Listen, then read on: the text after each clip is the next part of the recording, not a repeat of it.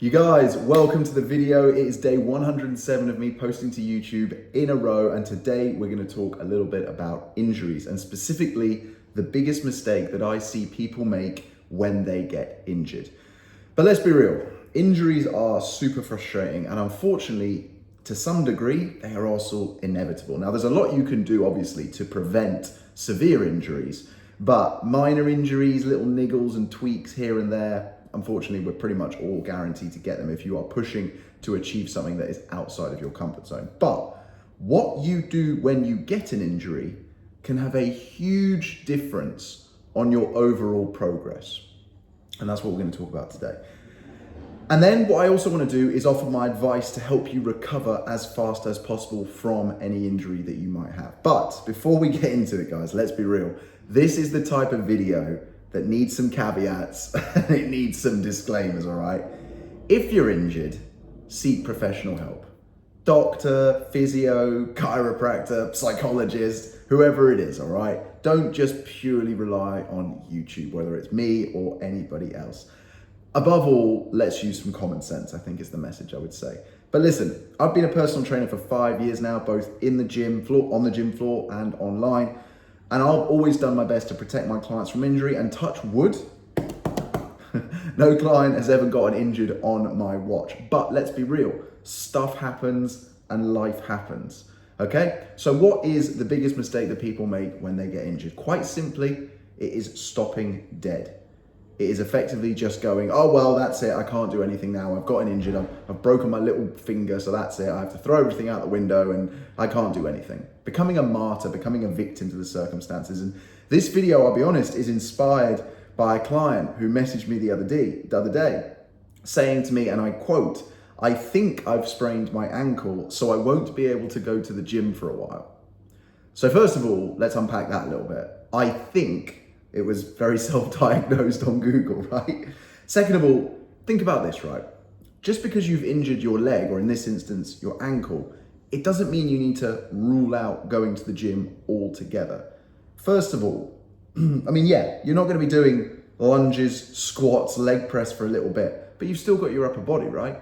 You could do 3 solid upper body sessions per week and get massive and get jacked. Funny story, actually. I big into my football, or at least I used to be. I'm not so much anymore. And I remember when Joe Cole was playing for Chelsea years ago. And up until this point, he'd always been relatively injury-free. And you can tell just from Joe Cole's personality, he's got a very active mind. He's a very fidgety guy. He's a very tricky player. And I remember he very badly injured his knee. And he was out for maybe 6 months, maybe even longer. But he came back from that injury and he was jacked, man. He'd got into it and he was always quite a dainty, skinny kind of player. And he came back and he was massive, and you can tell that he didn't want to just sit at home eating Doritos all day. And he'd clearly gone to the gym and just sat on the bench press, just benching every single day for 6 months because he'd gotten absolutely massive and he had to change his entire game because of it. And in my opinion, became a better player. But the point is the worst mistake you can make, guys, is just completely stopping dead.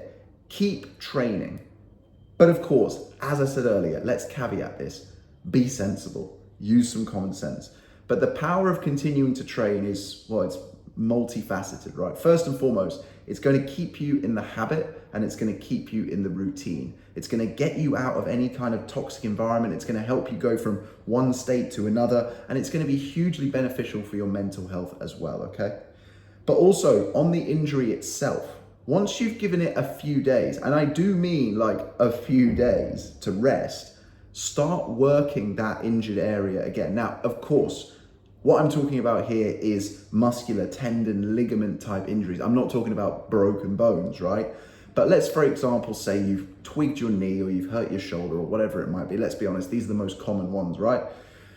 The best thing that you can do is to actually keep the blood flow moving to that area. So what I would suggest you do is start off by doing some body weight exercises. It doesn't have to be in a gym, by the way, it could be at home. Some body weight exercises that you're going to use and work the injured area, okay? So I'm just giving you some examples. Obviously, if it's like some sort of leg injury, some very light squat or lunge movement, just nice and slow, nice and controlled, that you're not necessarily trying to do a certain number of reps or at a certain number of intensity, you're basically just working the muscle and keeping it going, right? You're preventing what we call muscle atrophy, which is like the breakdown of that muscle, okay?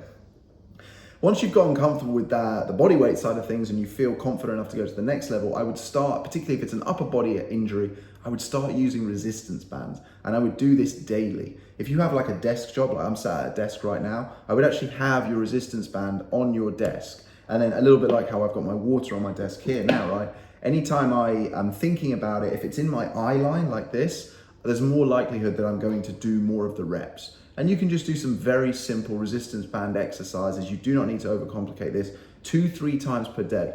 If you do that consistently for 7 days, I promise you it's going to make a world of difference with any kind of upper body injury, particularly around your shoulders, okay?